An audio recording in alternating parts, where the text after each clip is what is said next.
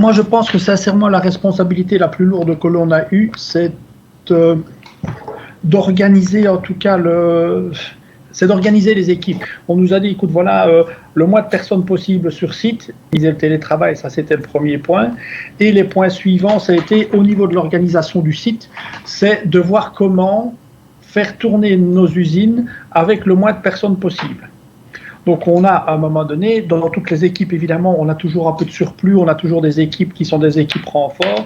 Donc c'était de supprimer toutes les équipes renforts, donc de dire ok, là on n'a plus besoin de toutes ces équipes renforts. C'est d'arrêter un certain nombre d'activités comme les activités de recherche, comme les activités de projet, etc.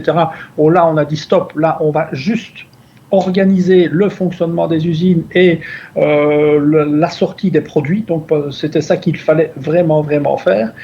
Et clairement, pour nous, c'était indispensable pour la survie de l'entreprise, en tout cas, de pouvoir continuer à tourner. Évidemment, on a fait ça avec toute la direction, avec la direction du site. C'était vraiment quelque chose d'important à mettre en place. Personne n'avait peur de venir travailler. Donc, il y a quand même eu, au début de la crise, une crainte énorme des travailleurs à continuer à venir sur site. Donc, ils avaient peur d'être malades, peur d'être contaminés. L'organisation du travail a été assez difficile à mettre en place.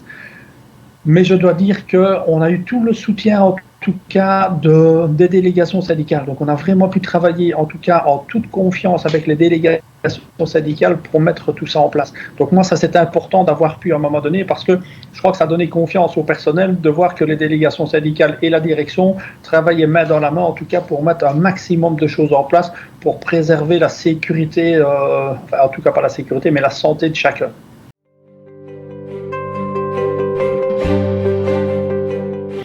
Donc pour moi, l'essentiel de ce qui a été mis en place, en tout cas qui continuera par la suite, c'est le télétravail, de manière très claire, puisque bon voilà, c'est quelque chose qui, au départ, en tout cas, n'était organisé que pour le personnel de cadre dans des conditions vraiment très strictes et très particulières, en tout cas.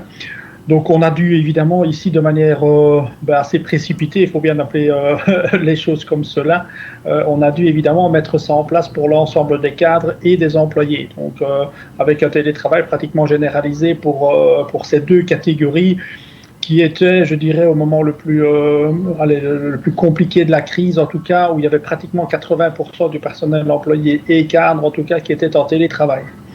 Et ce qui a évidemment demandé aussi en termes d'organisation, donc le service IT a dû très rapidement sur une semaine, mais formater entre 150 et 200 PC portables, de manière à permettre au personnel, en tout cas, de pouvoir travailler dans les meilleures conditions de chez eux. Donc, puisque, bon, voilà, je dis, le personnel n'était pas équipé de PC portables, donc il avait vraiment fallu très rapidement, en tout cas, mettre tout ça à disposition, ce qui était fait dans un délai extrêmement court de 4-5 jours entre le formatage des PC et le transfert des PC avec un coursier chez l'ensemble du personnel qui manquait de cet outil. C'est quand même ici une société industrielle, donc la présence du personnel sur site est quand même assez nécessaire. Donc, même si on a toute une série de services qui sont des services corporate, et c'est tous ces services-là qu'on a mis très rapidement en télétravail. Par la suite, on sait que ça va continuer. Donc ça, évidemment, c'est un des enseignements de cette crise, c'est que tout le monde s'est rendu compte que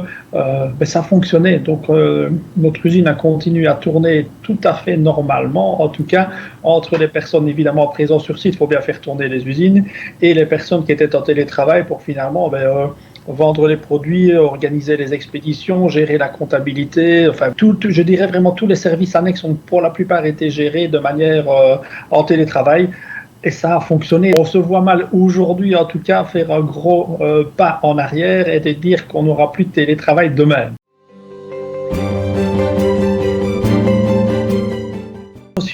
D'implication en tout cas et d'attachement à l'entreprise est une notion extrêmement importante. Donc, elle existait déjà évidemment avant, mais je pense que l'individualisme en tout cas dans ce type de crise n'avait pas sa place.